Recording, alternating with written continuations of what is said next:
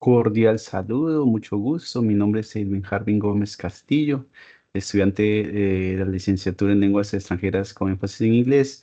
El día de hoy tengo el honor de mostrar mis resultados del proyecto de investigación a través del diplomado. Quien acompañó el proceso fue la licenciada Laura Viviana Calderón Medina. Mi investigación se tituló Impacto de las actividades lúdicas y colaborativas en el aprendizaje del inglés en estudiantes indígenas ticunas del Colegio José Celestino Mutis en Puerto Nariño, Amazonas.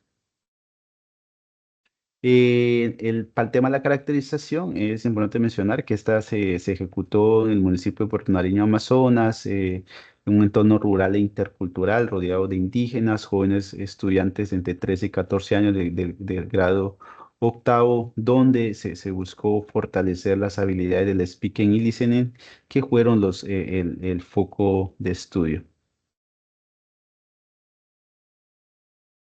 Para el planteamiento del problema, inicialmente se hizo una visita previa a la institución, se habló con los docentes para el acceso, para hacer una observación previa, una caracterización y una observación. Entre ellas se pudo identificar que los estudiantes carecen de habilidades como el listening y el speaking, y que por lo general las clases están basadas de forma muy tradicional, donde el docente está al frente de los estudiantes, les propone un tema y los estudiantes escriben, transcriben y solamente se limitan a ese tipo de actividades.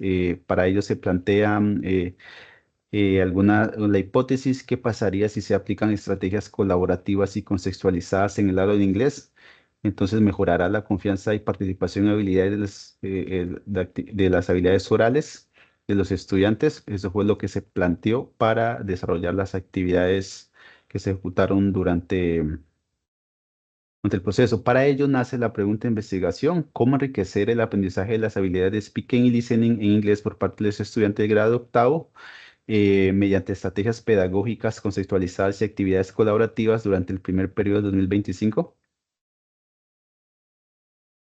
Para ellos se desarrollaron los objetivos generales y tres objetivos específicos, donde se busca enriquecer las habilidades de speaking y listening en inglés por parte de los estudiantes de grado octavo en la institución educativa, mediante estrategias pedagógicas contextualizadas y actividades colaborativas durante el primer periodo de 2025. También busca explorar un acercamiento a los estudiantes de grado octavo de la institución educativa, buscando la mejora de esas dos habilidades mencionadas. También movilizar el desarrollo de las habilidades de speaking y listening del grado octavo a través de la experimentación con actividades colaborativas adaptadas al contexto cultural y social de esta comunidad que pertenece al resguardo indígena Ticoya. Adicionalmente, reconocer los cambios de las habilidades de estos estudiantes, como para mirar qué va a pasar después de que nosotros podamos implementar estas actividades pensadas en fortalecerlas. En los marcos de referencias tenemos los conceptuales, donde definimos los dos conceptos claves como son el listening y el speaking. Entre ellos nos apoyamos en autores como Noonan y Richard, donde mencionan que estas requieren una práctica activa, una comprensión contextual y la fluidez, integrando elementos sociales culturales del entorno del estudiante. Muy importante a mencionar. También nos apoyamos con los teóricos Noonan, con Richard, con Vygotsky, con Johnson y con Garner, donde destacan el papel importante del contexto sociocultural que debemos tener en cuenta cuando se enseña un idioma adicional, como no es propia de ellos, sino como el inglés como lengua extranjera. Resalta también que la motivación es clave para en cualquier campo se puede desarrollar. Y nos apoyamos en la parte legal con la ley 115 del 94, donde menciona sobre la ley general de la educación. El decreto 1075, que regula la enseñanza de inglés, el uso de las tecnologías y metodologías conceptualizadas. También se tuvo en cuenta los estándares de competencia del Ministerio de Educación Nacional, donde da unas especificaciones de los niveles que deben tener los estudiantes de acuerdo al grado que están, y las políticas de bilingüismo a nivel nacional. Adicionalmente, también se resalta en la parte técnica del Ministerio de Educación Nacional, que recomienda las metodologías activas y contextualizadas para la enseñanza del inglés, Y finalmente la UNESCO sugiere unas buenas prácticas para contextos rurales e interculturales como el trabajo colaborativo y el enfoque comunicativo.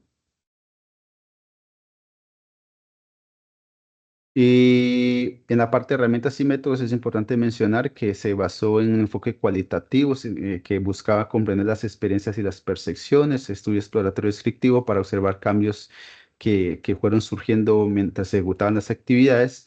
La recolección de datos se realizó en observaciones directas, las entrevistas semiestructuradas a docentes y estudiantes, los diarios reflexivos y los cuestionarios por intervención para evaluar los avances y las actitudes de mis estudiantes.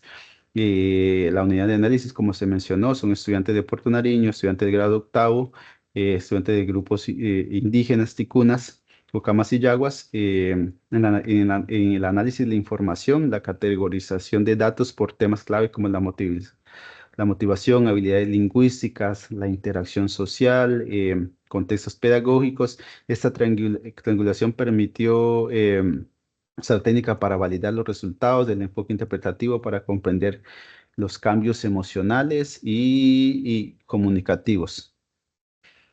Seguimos entonces con los resultados. Eh, es importante mencionar que al principio de la investigación, nuestros estudiantes se hace un acercamiento a la variable que menciona que los estudiantes mostraban interés por aprender inglés, pero se sentían como temor y vergüenza.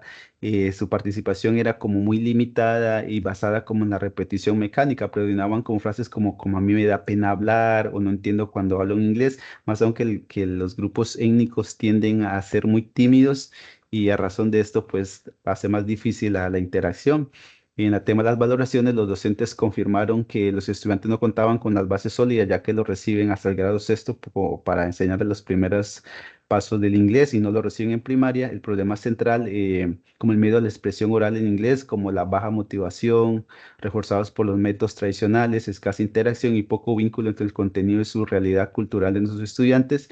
En la experimentación se aplicaron actividades colaborativas, conceptualizadas con dramatizaciones de actividades que ellos hacen en su vida diaria, como ir a pescar, como ir a nadar, como ir a la chagra, entre otras cosas.